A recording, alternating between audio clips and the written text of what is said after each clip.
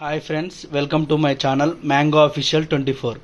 ఈరోజు మునక్కాయ చింతపులుసు ఎలా తయారు చేయాలో మీకు ఈ వీడియోలో తయారు చేసి చూపిస్తాను ఫ్రెండ్స్. స్టవ్ పై ఒక గిన్నెను తీసుకున్నాను. 2 టేబుల్ స్పూన్ ఆయిల్ తీసుకుంటున్నాను.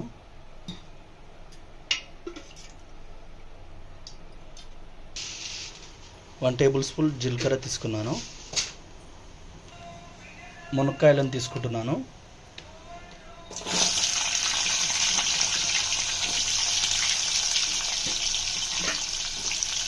మునక్కాయలను యాడ్ చేసుకొని బాగా ఆయిల్లో కలుపుకోవాలి.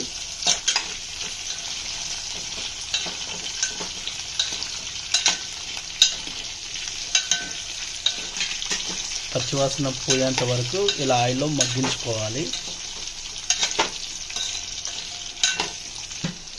మునక్కాయలు ఇలా బ్రౌన్ కలర్ వచ్చిన తర్వాత దోసకాయని యాడ్ చేసుకుంటున్నాను.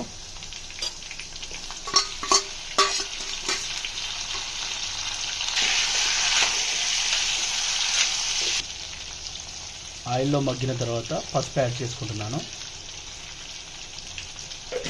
పసుపు యాడ్ చేసుకున్న తర్వాత ఇలా బాగా కలుపుకోవాలి.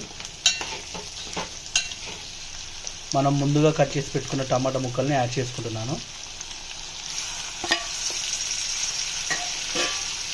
యాడ్ చేసుకొని ఇలా కలుపుకోవాలి.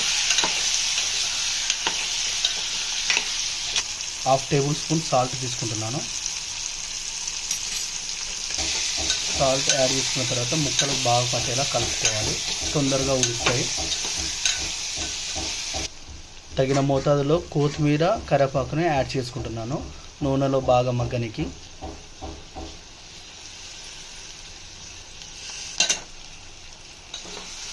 కొత్తిమీర, కరివేపాకు ఆయిల్లో మగ్గేలా కలుపుకోవాలి.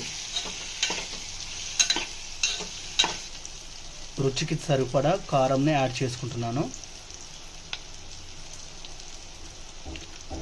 కారం యాడ్ చేసుకొని ఇలా ముక్కలకు పట్టేలా కలుపుకోవాలి.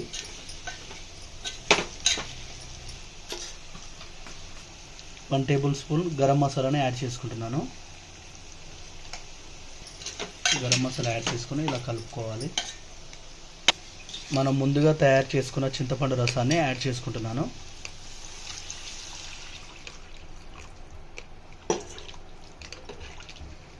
చింతపండు రసం యాడ్ చేసిన తర్వాత ఒక 5 నిమిషాల పాటు ఉడికించుకోవాలి.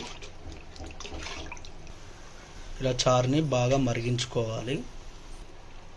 ఎంతో రుచికరమైన పుల్లటి మునక్కాయ చారు రెడీ అయిపోయింది ఫ్రెండ్స్.